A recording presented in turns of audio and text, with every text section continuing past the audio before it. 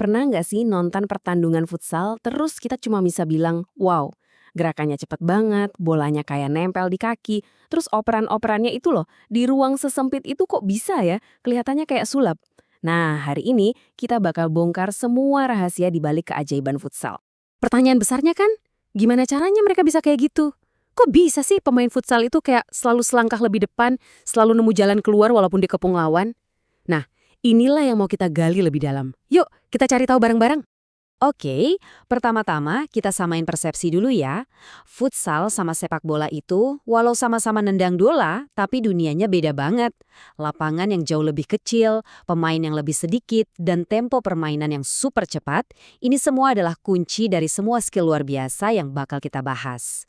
Rahasia pertama, ini istilah dari saya aja ya, kita sebut efek panci presto. Kenapa? Karena lapangan futsal yang kecil itu bukan cuma tempat main, tapi itu semacam laboratorium bertekanan tinggi yang memasak pemain jadi jauh lebih matang dan hebat. Coba deh bayangin, gak ada tempat buat sembunyi, gak ada waktu buat napas atau santai-santai. Setiap jengkal lapangan itu zona panas. Ruang yang sempit ini mau nggak mau maksa setiap pemain buat terlibat terus, baik itu pas lagi nyerang atau bertahan. Dan dampaknya buat skill gede banget. Karena lapangannya kecil, satu pemain bisa nyentuh bola jauh lebih sering daripada di sepak bola. Otomatis, ini memaksa mereka buat mikir lebih cepat, ambil keputusan dalam sepersekian detik, dan gerak terus-terusan. Jadi intinya, lapangan ini sendiri udah jadi pelatih terbaik buat ngasah kecepatan otak dan kaki. Oke, selanjutnya kita ngomongin senjatanya. Ini bukan sembarang bola loh. Rahasia kedua itu ada di bolanya sendiri, yang emang dirancang khusus buat permainan super cepat di ruang yang sempit ini. Lihat deh bedanya. Bola futsal itu lebih berat, terus pantulannya juga rendah banget. Dan ini ada tujuannya. Desain ini sengaja dibikin biar bolanya nurut, nggak mantul liar kemana-mana di lapangan yang keras. Nah, ini mengubah total cara pemain harus ngontrol bola.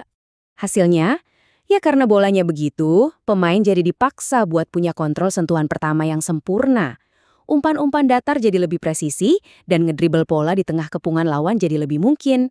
Makanya, futsal itu jadi tempat latihan yang luar biasa buat mengasah teknik dasar sampai benar-benar bersih. Mau bukti?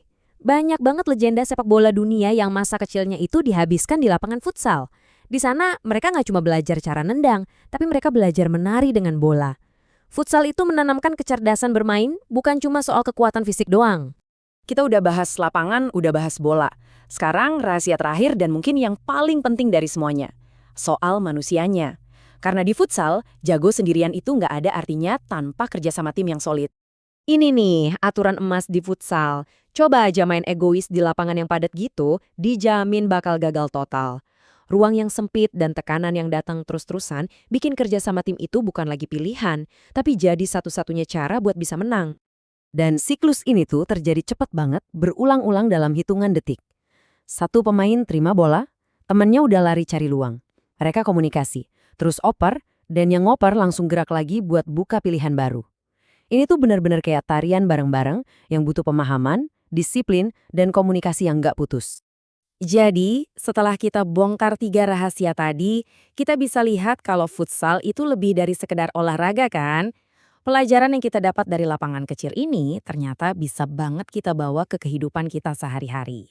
Belajar mikir cepat waktu lagi kepepet, belajar disiplin buat terus jadi lebih baik, belajar pentingnya kerja sama tim, entah itu di sekolah atau di kantor, plus belajar komunikasi yang efektif dan sportif.